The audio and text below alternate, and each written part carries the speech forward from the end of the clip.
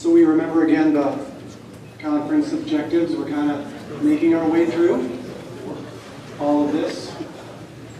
So the third point is what we're going to talk a little bit more about now. More about the actual system, the structure, a little bit more of the details, some more stories, if you still have patience for them, about how this works. So again, what we really want to help you with, because I believe coaches are extremely good at this. This is what coaches do. They're professionals at this. They're professionals at the practice, about how they practically teach their sport. So coming up with ways that are very practical is what we want to kind of do here. So again, we have 4 pillars of a sports leader.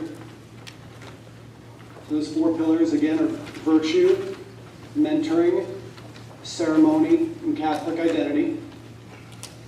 Pretty much, those are the 4 points of the talk here. We're going to keep moving over those. And that's why. So it's very intentional. It provides a lot of meat and a lot of structure. Kathy mentioned a really good point. I'm sure I did. Maybe I was remiss in not laying out the 3-year structure. It's a good point. The 3-year process is different for everyone. Because what you might decide to start with in year 1 may not be what someone else starts off in year. So the process does change. So if you take out the sheet that is in the book, this sheet here, the Sports Leader 4-pillar approach, and that might seem really daunting. And Coach, do all of this in year 1, right off the bat. Coach is amazing. And I'll talk a little bit about him. So, there's a 3-year process for him. He's not done.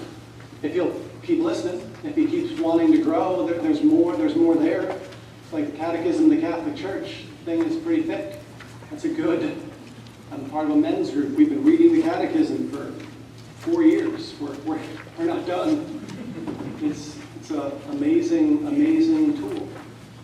It operates inside of team sports. I want to constantly recommend that. This is where this works. Inside of team sports, keeping the focus on the coach as the apostle. The coach is the minister. By coaches, for coaches. All right, so virtue formation. This is, we were talking about before, the 104 virtues. This is the, 6-year cycle, if you will, that we have in different seasons. Right now, we are in season 5. We are in obedience. And this is one approach. You do not have to use this. There are some schools that like this. They get this. It has made it easier for them. This is their choice. They want a virtue of the week. They want to use it to unify the whole school. They want to put it on their television screens. They want the whole school. They want the teachers, the campus ministry, the coaches focused in this direction. That is an avenue. It does not have to be the avenue you take. We have, in the coach's manual, there's 72 of the 104 in here. They're laid out basically, and it's pick what you want as you go. So if you look through season 5, Lou, I don't really care about any of those virtues. That's not what my team is about. You want to do something else? I don't. I want you to focus on virtue. I have no personal attachment to the 104 or the order of the 104. If you want to work on any of it, so that you choose those, you own them, you teach them. The important thing is that you teach them and that you focus on them. So this is one of the images. For all those 104, we have an image with a definition. Every single one of our 104 definitions begins with those first three words, the strength to. And that's our motto over there on the right, virtue equals strength. So the more virtuous you are, the stronger of a person you are. So the more virtuous of an athlete you are, the stronger you're going to be. The opposite of virtue is vice. The more vice you practice or give into, the weaker of a human being you're going to be. I mean, I suggest you repeat that to your athletes until you're blue in the face, and then continue to keep repeating it. Because no matter how strong you are, you want to be stronger. If you can currently bench press 200 pounds, would you prefer to bench press 195? No. You want to bench press 205. You want to bench press more. You want to be stronger. Everyone universally rejects weakness. You don't want to be weak physically. You don't want to be weak spiritually. So that's why this coach is all virtue, that's that kumbaya stuff. No, it isn't. Do you persevere? You don't need perseverance to win. You don't need perseverance. I mean, swimming is the personification of perseverance. To keep going and swim 800 meters fast, it's hard. You need that virtue.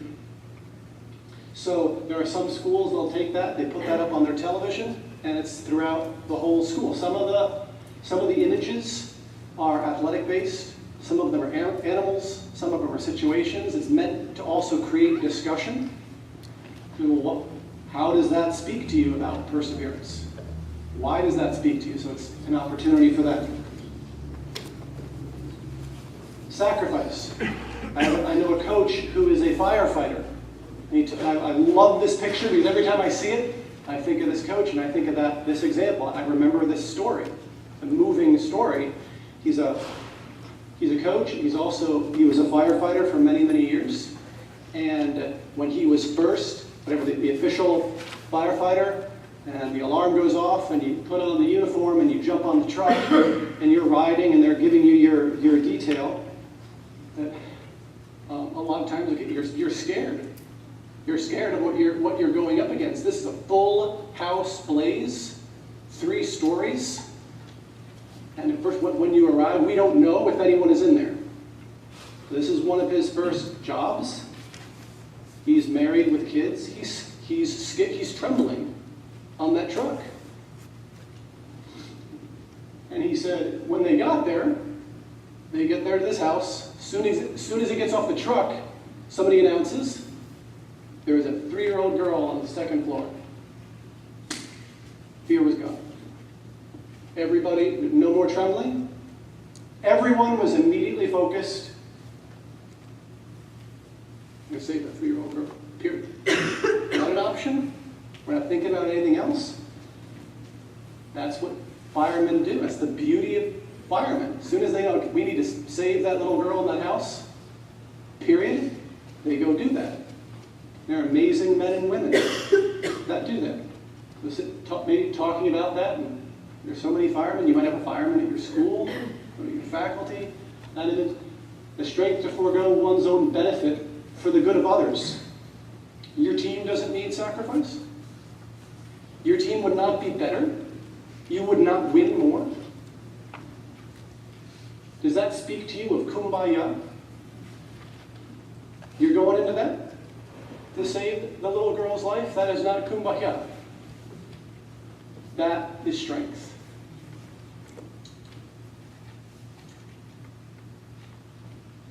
So it is hard work, but it's the more you can, and I believe it's about, even for the coach, there's some coach, well, I'll never get my coaches to do this. You don't want to win.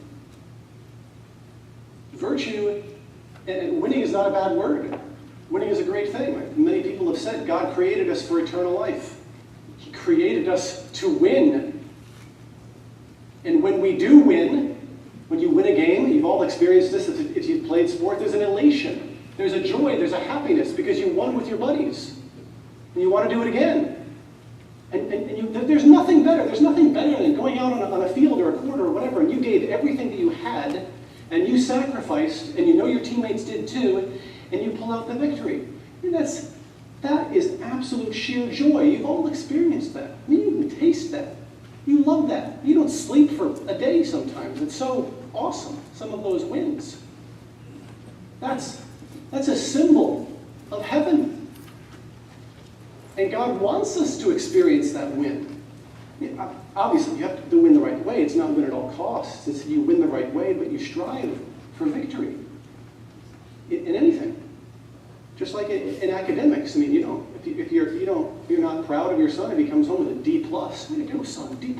Awesome work. Your son is brilliant and he comes home with a D+. No, you want to get an A. You want 100. If your son is smart, you want 100. So all of those things, all those words, if you go back to perseverance, dedication, determination, those are the words that all winning coaches talk about anyway. They may not be realizing, well, that's virtue. That's what it is. You listen to coaches in post-game interviews. You just listen, pick out words that they say. They're all virtues. Print out that sheet. Turn on ESPN at night and listen to a coach's interview after a game. Pick out the words that he says. He's going to say 5 virtues minimum. He may not call them virtues. He may not recognize them as virtues, but that's what they are. So, as they are. We have a coach here who's speaking tomorrow, Mike Orlando. Mike, can you stand up for a second? Mike is the head football coach at Nicholas High School down the road. Mike will probably remember this story better than I do because he lived it. He chose a few years ago to work on the virtue of relentlessness during a particular week. He was playing another Catholic high school from the diocese, a very good team, and I believe they were losing most of the game, and they tied at the end of the fourth quarter. They tied at the end of the first overtime. They tied at the end of the second. They win in triple overtime. He texts me after the game. Our virtue this week was relentless. You think it helped? And so in practice, he's talking about relentless. Relentless this, and relentless this, relentless this, relentless this. I mean, that's great. Focusing on, what does Mike want to do as a football coach? He wants to win. He wants to win the game. Virtue is going to help with that. Because you do need to be, okay, if you're going to beat a team that's bigger, faster, stronger, better than you are, how are you going to beat them? If not with virtue. So conveying this message to your coaches that might be against it, or it's kumbaya, or lovey-dovey, or whatever, this is going to help you. So, but also then, the next part, which is a little bit harder, more of a stretch, more formation, is then teaching the coaches, okay, now let's be relentless in rejecting temptation. Let's be relentless in going to Mass on Sunday. Let's be relentless in not speaking badly about other kids in class or picking on the nerd or whatever. That's another step, but ultimately, okay, that's why we're doing this, right? That's why we want our kids to grow up to be leaders and winners in society. It's those things. So that's a little bit much of a stretch. But if somebody's going to tell you, well, we're good, we're a championship winning team, we're a winning program, we don't need virtues. Well, yeah, you do. And the more you have it, the better you're going to do. So the more you can integrate it, and so what you have to do, whatever you choose to do, you gotta do it all the time. So if you're gonna set up, okay, I'm gonna do my virtue talk on Tuesday at 3. That's the only time you're going to use the word relentless. This is what happens. At 3 o'clock on Tuesday, the 16-year-old has an off button. Now, not all of them, but there's a lot of them. All right, this is Coach's sermon. Is it 3? Okay, here it goes. We're going to turn off for a little while. Some will do that. If it's just going to be that talk that one time. But if it's all the time, if it's in the huddle, if it's in this, you're in the locker room, if you're constantly mentioning the word and making references to it, or even better, when you see it on the field or on the court, you see a player living the virtue, and you praise them for it out loud that everyone sees, and you never, oh, well, that's what Coach means by relentless. That's what he's talking about. Sometimes it doesn't click, doesn't look, but then when they say, okay, well, that kid did that, he got some love and praise from Coach, yeah, I want some of that, I'll take 2 of those, please. Then they understand. So that's when it starts making more sense. So mentoring, as they shared before, mentoring is really, really challenging. It's most challenging because of the time factor. But again, Paul spoke about this yesterday as well. It encourages good habits, it builds relationships, etc.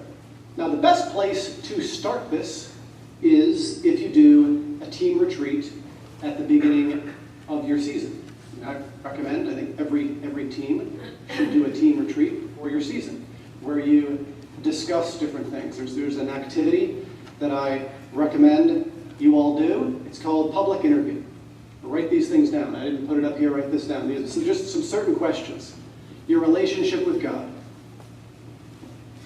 Your relationship with your parents. Something you're struggling with. Something you're happy with.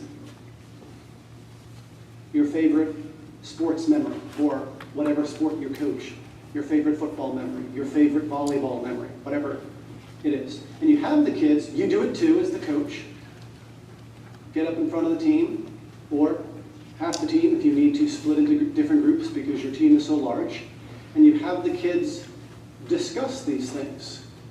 It's amazing.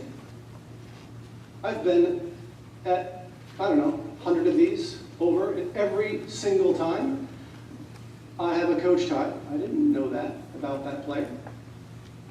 I was doing one here with a high school boys lacrosse team, 35 boys in the room. I had never done anything with this team before, and we're doing this exercise.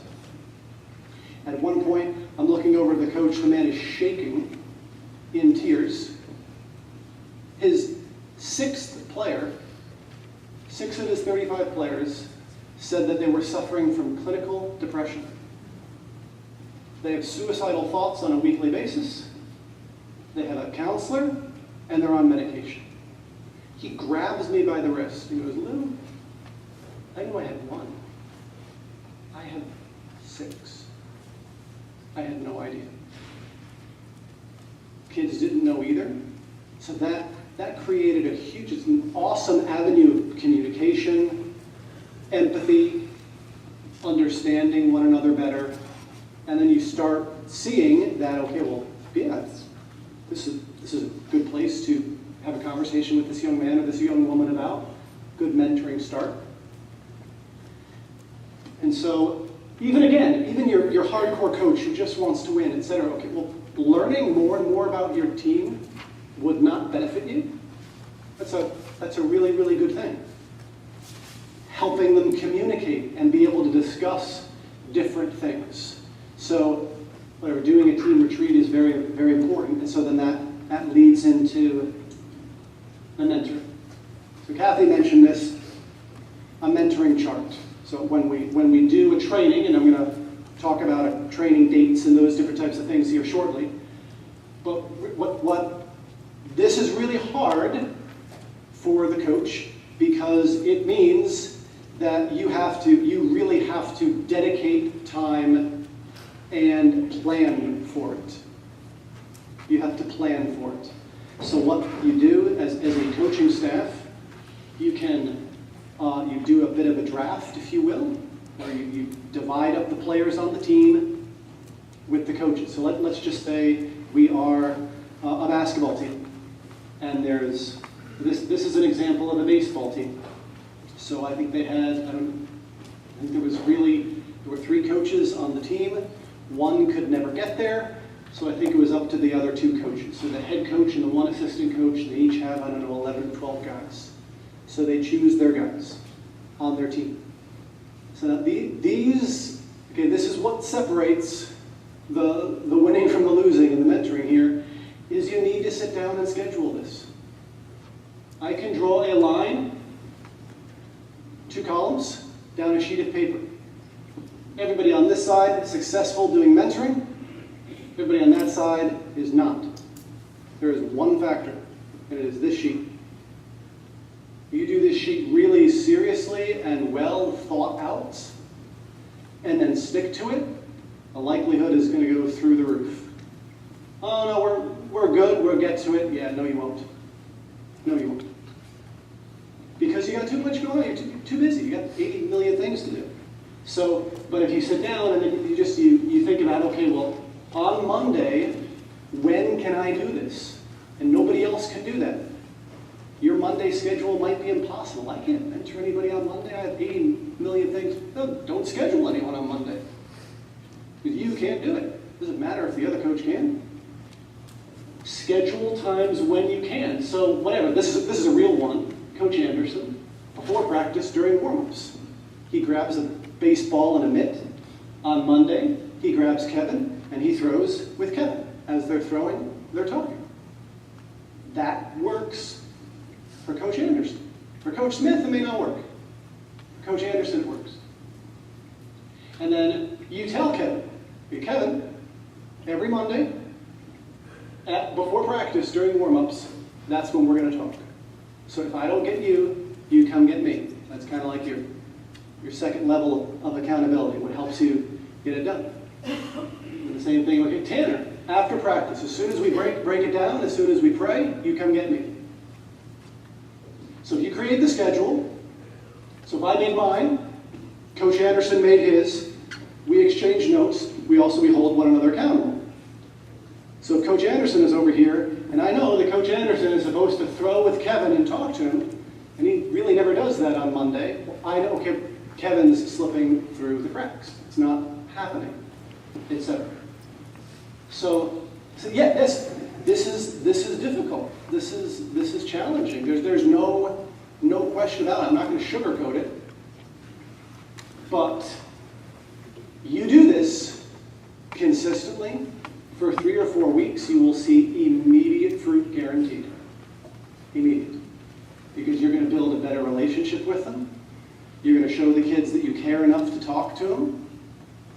You're going to show the really talented kids that you care about the kid that doesn't play as well, just as much, the starter, the bench kid. Everybody is just as important. They all get attention.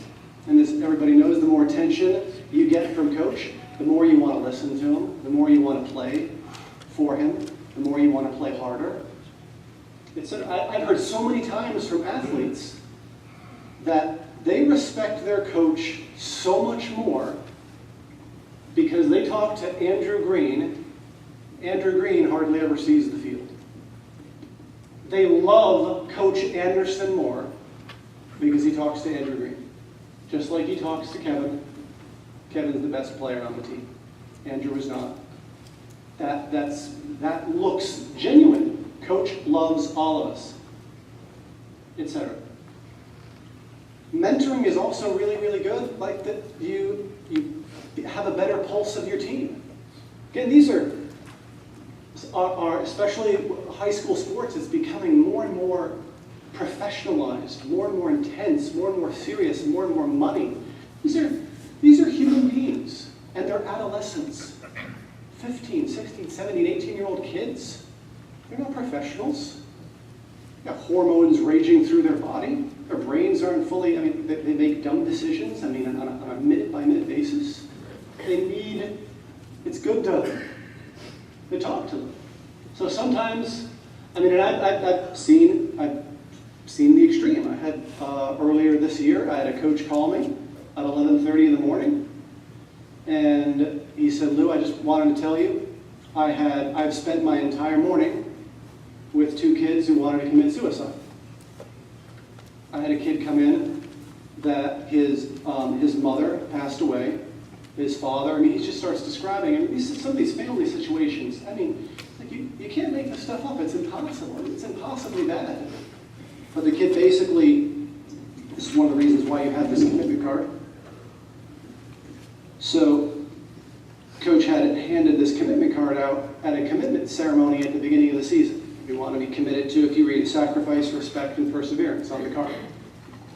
So this kid, it is 7 a.m. on a Wednesday morning. He is standing in the hallway of his home. There's the front door. There's Dad's room. There is a gun in Dad's closet, and he knows it. There's the car. He reaches in. This lanyard, this thing, is attached to his keys. He fiddles with his, he feels the card. Coach gets to school at 7 every morning. I'm going to go talk to Coach. He went, found Coach. I mean, I don't know, but if that happened, I'll print these cards till the day I die. If that saved that one kid's life, just he reached into his pocket and he did it. That's really pretty cool. But I mean, sometimes it's that. What's really interesting as the story goes on, he goes, I mean, that kid didn't say boo all year as I'm mentoring him. This is 4 weeks after the football season is over. There was no great reveal. There was no incredible conversation or whatever. The kid just kind of talked to Coach and he enjoyed it, but he learned Coach cares and Coach will listen. So he had that at 7, and I think at 9:30 he had somebody else, same type of thing. Kid from his mentoring group that really didn't say very much, etc. So depression in our society is real. There's a lot of instances of this. So a lot of times, okay, the teenage years are hard.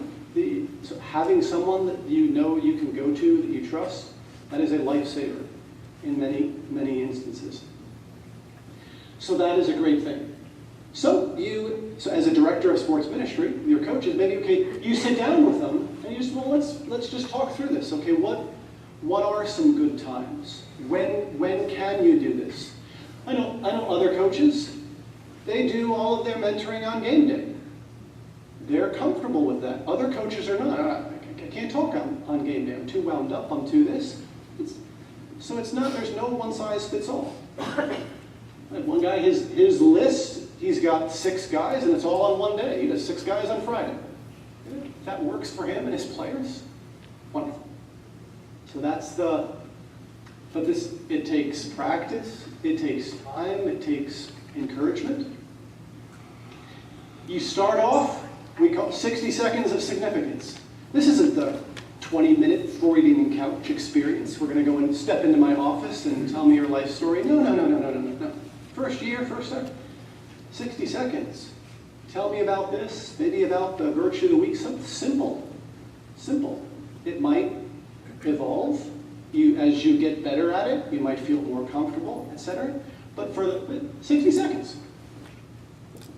A lot of teams that are field teams, so your soccer, your rugby, your lacrosse, your baseball, a lot of it's the walk after practice, walk back to the locker room. You have to walk back to the locker room anyway. You're going there, and so is the player. Okay? If every day on the walk back to the locker room, there's 4 or 5 guys right there. You're going back there. Other teams, there's the walk to the field. So you discuss with them when they can, how they can, etc. This is always, whatever, it's field, court, out in the open. So that virtue's protected, everything. You're never driving some kid home. It's never anything like that. This is where other people can see you. You know, it's a little bit of distance off, so there's some privacy, but it's never secluded, it's never alone, it's never anything like that. So pillar number 3, ceremony. Those are some of the things that it does. As Paul said yesterday, one of the easier ones, because it's an event that's kind of has a concrete start and finish time. So it's a little bit easier to involve. It's a little bit easier as the DSM to help the coach get it done. The first 2 are hard work. There's no two ways about it. This one is a little bit easier to start. So there's so many different things here. So a father-son or a father-daughter jersey ceremony, basically what it is you're inviting the dads in, and you're encouraging them to tell their son, I love you, I'm proud of you, I believe in you.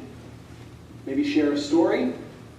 So you do it publicly. So if this is a team, if we're a boys soccer team, you're the dads and the players. I've got the jerseys over here.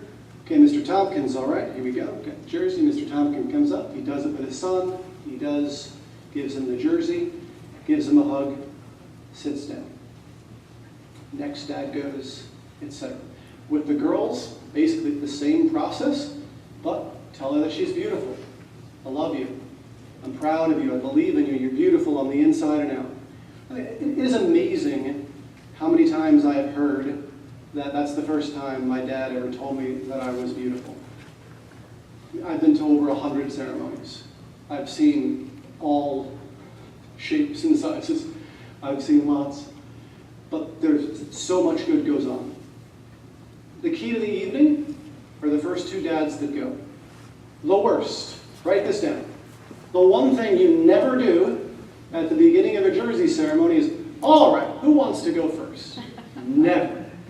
Never. Reason being, the only person that's going to really voluntarily choose to go first to do that the first time around, most likely the class clown.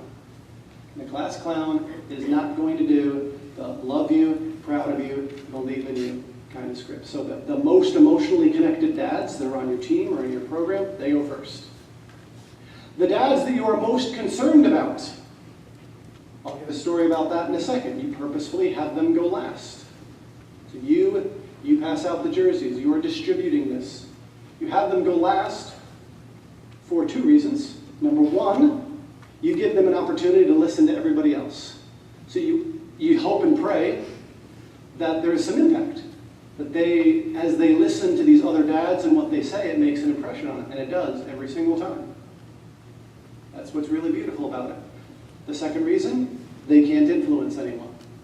If they're at the back or second to last, there's nobody after them type of thing. So this was from, I did this with an inner city high school basketball team.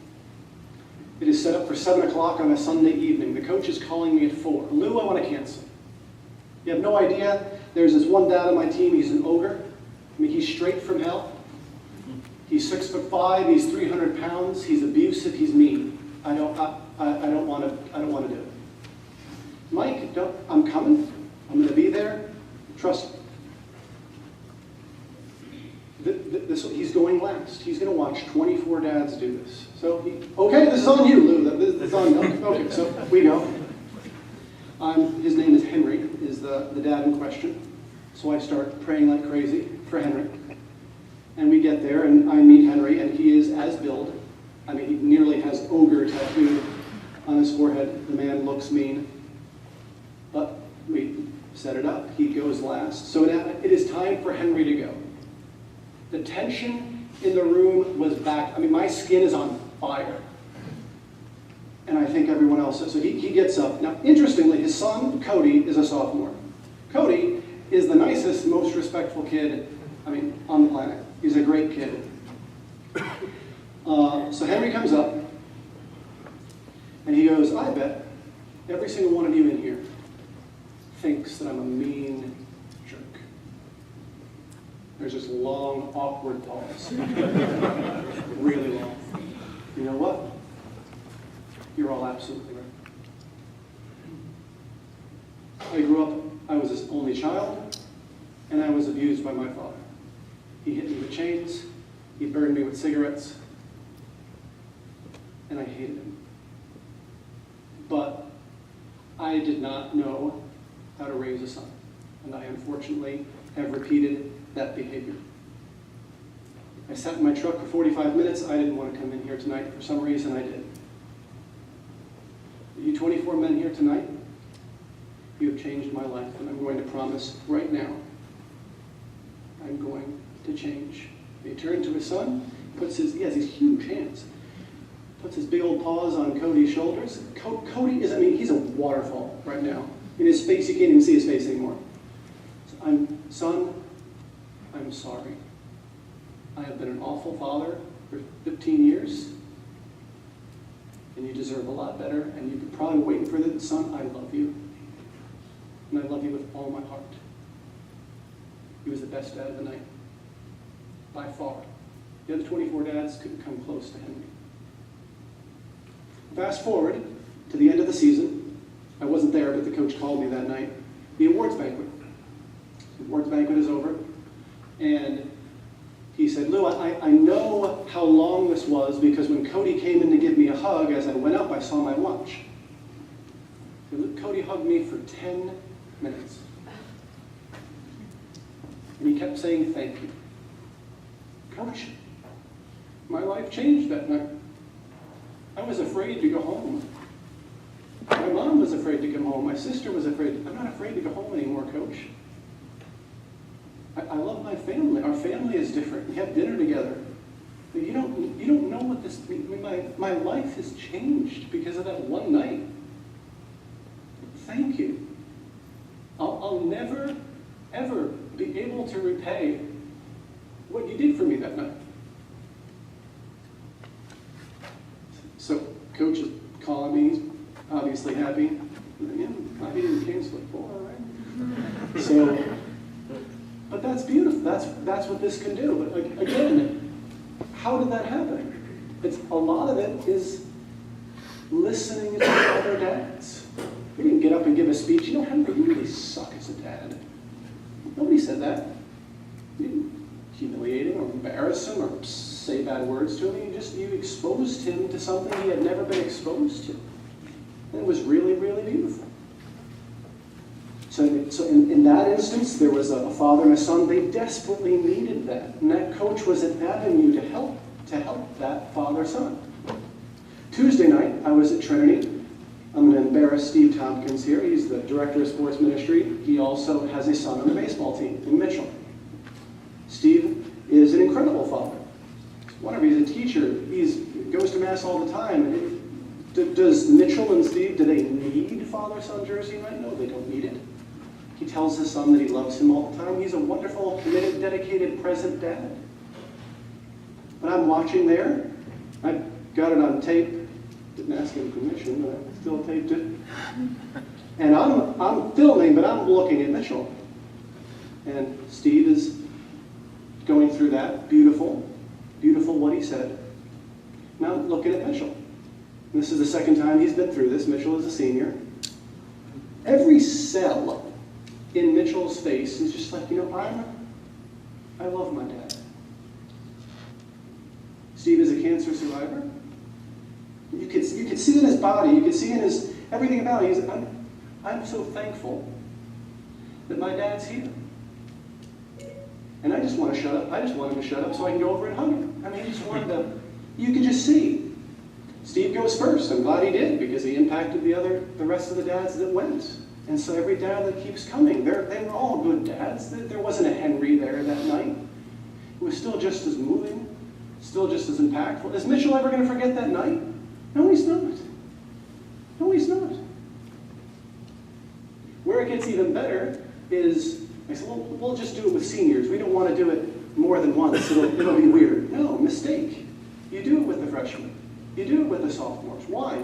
You do that a few times. The best thing is, when they're seniors, no, Dad, we're not done yet. Now, this is my dad. This is Steve Tompkins. And I love my dad because of A, B, and C. And I'm proud of my dad because of A, B, and C. That's where it's really good. You thought the other thing was emotional? Whew. Once the players do it. The first year, you can't do that to the seniors. They're not prepared. They haven't been through it. They've been through it 3 times now. Now they can. Now they want to do it. You spring it on them, we want you to say this to your dad. Heck yeah, I'll sign up for that. Because they've been through it. They've experienced it. I've had some people, no, with every sport, maybe some people, they're going to have it 3 times. Some may not want to. I was at one where the dad had done it with the girls' soccer team, the girls' basketball team, and the girls' lacrosse team. I saw all three of them. He was better each time. At the lacrosse one, the poor man could barely speak. But he knew this was coming, and he's preparing this thing for a week. The man had like a mini book. It was almost a novel. He wanted to tell his daughter because she's a senior. This is the last time I get to do jersey ceremony with my daughter. This man is amped up. In the end, he couldn't say anything. He hugged his daughter for like 5 minutes. It's like, yeah, you should only do this one. Go talk to that guy. No, do you get tired of telling your child that you love them? Like, or you all think about, would you like that? Would you like your dad to do that with you? I would. That would have been awesome. My dad was a coach. I didn't have taught us in jersey ceremony. That would have been cool. I love my dad. My dad's a good man. That's a great thing. Again, the residual benefits. So you're sitting there, you get to learn more about all these dads. You get to learn more about different players. You see what an incredible young man Mitchell is and how much he loves his son. I grow to respect Mitchell. Well, let's fast forward. Let's say my son is a starting baseball player and my son gets pulled and Mitchell goes in. How many times have we seen this before? So now we have parent in the stand cussing the coach out for taking out my son and putting in bum Mitchell. This goes on all the time. Once you experience all of this, you're going to pump the brakes before you say that out loud. You're going to react differently. Why? Because you love Mr. Tompkins. You respect him.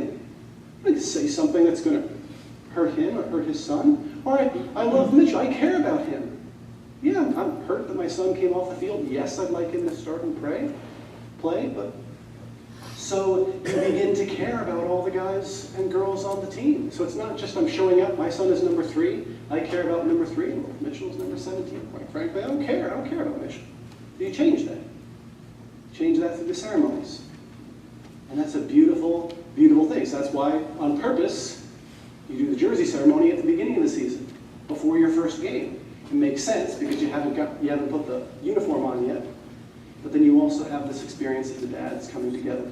Dad goes home. Mom, of course, wants to hear all about it, etc. The letters to mom ceremony. So this is a beautiful. This is from a father-daughter jersey ceremony. This is from Louisville Sacred Heart a few weeks ago. There's some ladies here from Sacred Heart. Sacred Heart is an all-girls school. Sometimes I'm there watching all these things, and I have like the little voice says, "Lou, you really should be recording this or taking pictures." And sometimes I hear that voice. This time I heard the voice. Other times I don't hear the voice. I didn't know this was going to happen. This was not scripted. This was not planned. This wasn't the first dad. This dad is not very emotionally connected. This is the first time he's done anything like this before. I asked her. Because afterwards, we did the ceremony. We went into the chapel. I said, all right, let's all hit our knees. Dads, thank God for your daughter. Daughter, thank God for your dad. Prayed for a little bit. We came out of the chapel, and I asked that girl, how would it feel like to be standing in front of all of your teammates and your dad goes down on one knee? She welled up in tears immediately. I loved it. I'm a very affectionate, emotional person, and I hug my dad all the time. And he doesn't really hug me back. So I love that. I mean, she didn't really know what else to say, but just no, I got it. So that was a beautiful. You think she's going to forget that? Yeah. She's going to remember that. That's going to bring them closer together. God be praised. So basketball coach enabled this. We can help. Basketball coach made that happen. You think the basketball coach is going to forget that? Oh, would you, if you were the coach of that team? That's a beautiful thing. Again, you're an apostle. As a coach, you're an apostle, and this is how you're helping bring the parents together, bring the kids together, etc. So all sorts of different things. Sometimes the team, they change one another. I'm going to embarrass somebody else. This letter over here, on the far right, he was a senior wrestler, Mr. Hayab. You stand up. It's Ray. Ray is a great dad. Ray is an assistant coach. That letter, he wrote to his mom. It's probably his, I don't know if it was his second or his third letters to mom. I mean, there's some serious wisdom. This is a 17-year-old young man. There's some serious beauty. Joe is an incredible young man, anyway, has been for a long time. I admire the heck out of him. But that's beautiful. You think his mom liked receiving that? You think that letter is going anywhere anytime soon? I don't think so. That's beautiful. Lou, what does it say? So it says, I love you. I don't have all of it there, but for sharing your wisdom and understanding of our God and our faith. Spiritually as a man of God, for reminding me to always, can't read everything, but I love you. For pushing me to grow intellectually, for teaching me about the world, and for sending me to the best schools where I have the best opportunity for development. I love you for being my #1 fan, for pushing me to achieve excellence, for helping me to man up on car rides home when I was in tears, for giving me internal fortitude. I love you. For encouraging me all the time with your wonderful, abounding enthusiasm and great food, for putting up with my ego and keeping me down to earth, for showing me how to love and treat women. I love you. Though I know I never can, I hope that one day I will find a girl who possesses the qualities that make you the most amazing woman in my life. I'm so lucky God made you my mom. I would imagine Mrs. Hayab appreciated that letter. That's wonderful stuff. Joe went on to win the state championship that year in Ohio, in wrestling. Wrestling is an amazingly difficult sport in Ohio. You need to be really good. He's wrestling at the University of Pennsylvania right now. Excellent student.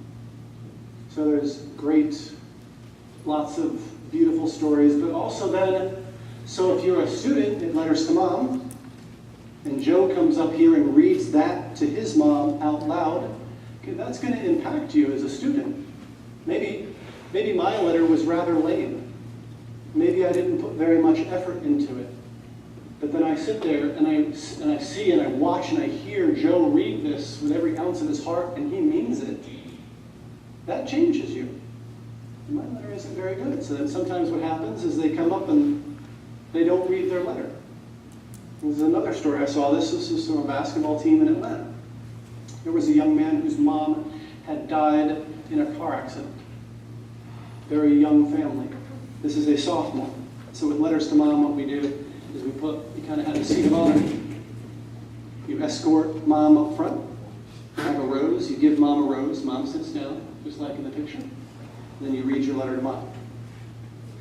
Alejandro, his mom had passed away in the car accident, but he wanted to go. He said, Coach, I never wrote a letter to my mom. So can I do it? Of course, you can. He said, I want to go first because I'll check it out. Okay, you can go first. So everybody's dressed up to the nines. Alejandro's in a suit. He comes up and he puts the rose on the empty chair. We went through a box of Kleenex right there. Took him about 5 minutes to compose himself. I don't have it. The voice I wasn't hearing the voice at that point. I think I was occupying a box of Kleenex myself. And to date, he read the best letter to mom. I mean, it was the amount of perspective, remorse. I mean, it was amazing. It got better. So the schedule, everybody knew the schedule. Next kid going was Evan. But before that, coach said, no, Kevin, you go. There's an audible gasp in the room. Kevin is the best player on the team. He's a selfish brat. This kid treats his mother horrifically. The coach knew what he was doing. The whole time, when everybody else was focused on Alejandro, Coach was focused on Kevin. He was watching him from the side over there the whole time. And he saw Alejandro changed Kevin. I'm going to have Kevin go next. Kevin's going to change my whole team. My team is going to change right here, right now. He was exactly right. Kevin comes up. Mom,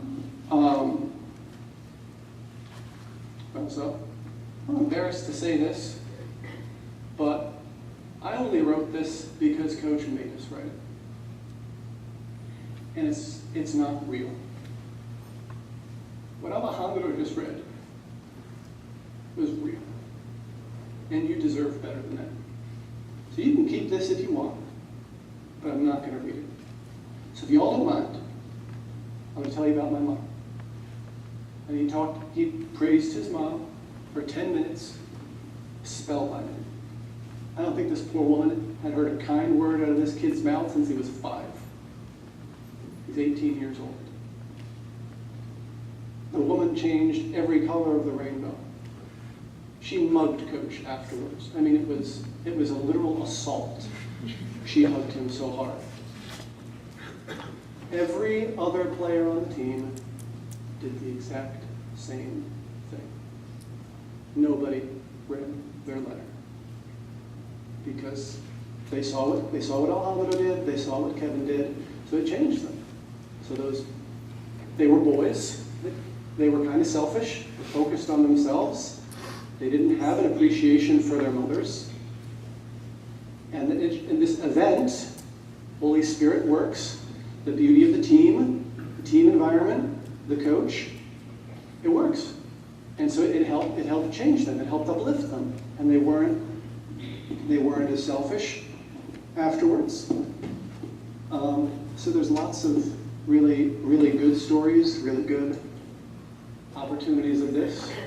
This is the Sacred Heart girls basketball team.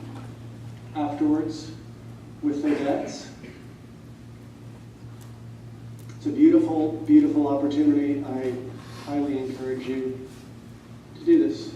Again, this does not take much time. It doesn't take much effort. It takes a little bit of planning, a little bit of organization, but as a DSM, you can easily help your coaches do these.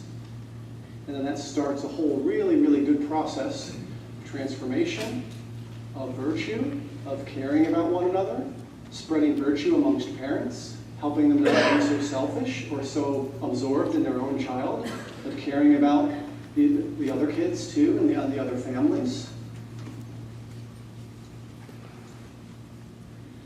Catholic identity. So obviously, again, we've said many, many times, I mean, this is why, and if you think about it, you think about your schools. When your school was built, when your parish was built 50, 60, 100 years ago, when they built that school, did they even build a football field with it? Did they include a weight room when they built your school? If your school is newer, maybe. Your school was built 150 years ago? Probably not. Your school was built to form, educate, help kids get to heaven, in essence. That's what our schools are about. That's what our Catholic Church is about. It's about getting to heaven. So all of your teams, they're avenues getting the kids to heaven. Boys or girls, that's what the purpose is for. Yes, it's to have fun, but at the end of the day, if you've been a coach and you've been a coach for 40 years, and you reach the pearly gates, and you have a conversation with St. Peter, and he lets you know that there's a rather small number of your former players that have passed through these gates here, that is a rough conversation. But if you know you dedicated, you tried, with all your heart, with all your soul, your passion, you really viewed your coaching as that avenue to help kids in whatever way that you can, through your sport, through your love, to help grow closer to God and get to those pearly gates and for all eternity, the real eternal win. That's a great, that's your vocation. That's your vocation. That's what Some of you I've seen, you were called, you were created to be coaches. You're professionals at it. And that's beautiful. You're living, you're doing what God created you to do. That's awesome. That's awesome. So let's keep doing that with our athletes.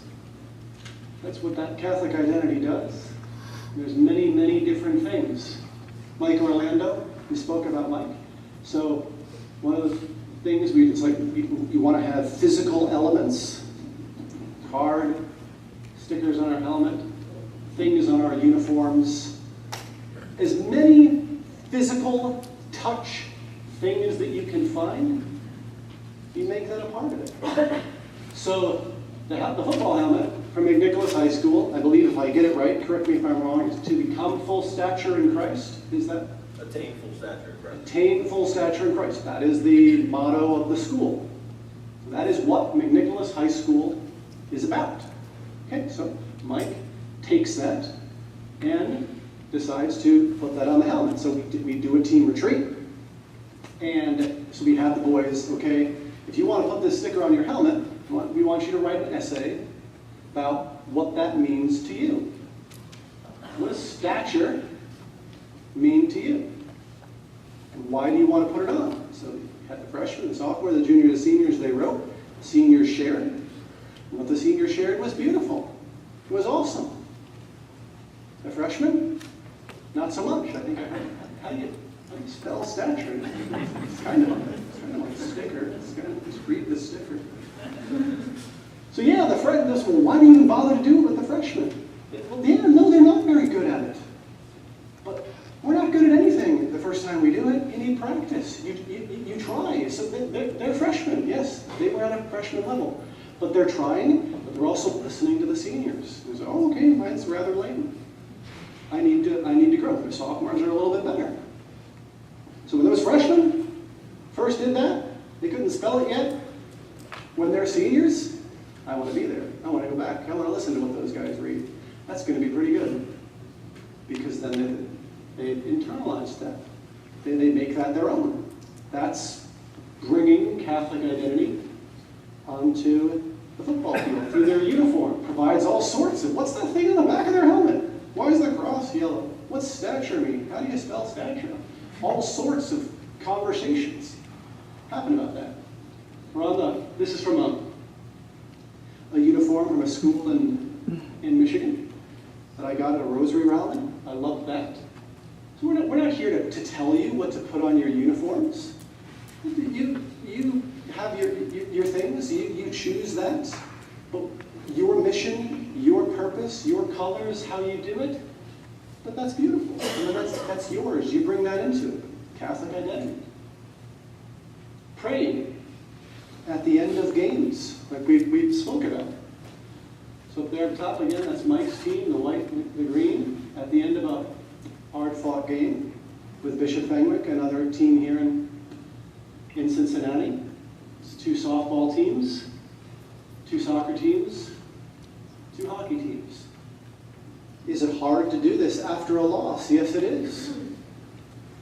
It is. It's hard to do it after a win. But again, what an amazing testimony. You change everybody there, everybody in the stadium. Does it cost any money to do that? No. No budgetary worries to be involved. How long does that take? A minute at best. You remember it forever. Free, lasts a minute, that's pretty good.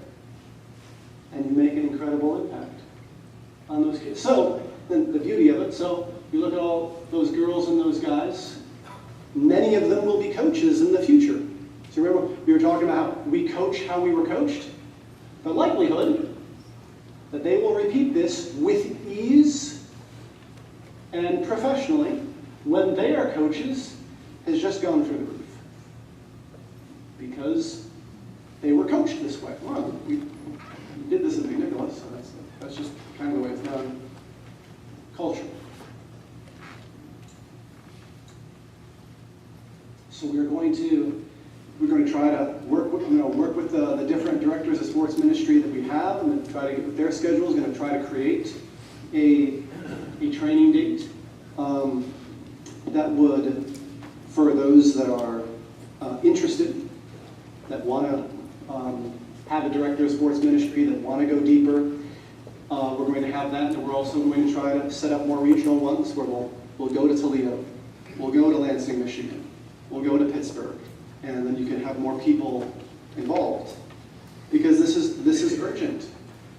It's urgent that this happens, that this grows, and that more and more kids are growing closer to God through everything that they do.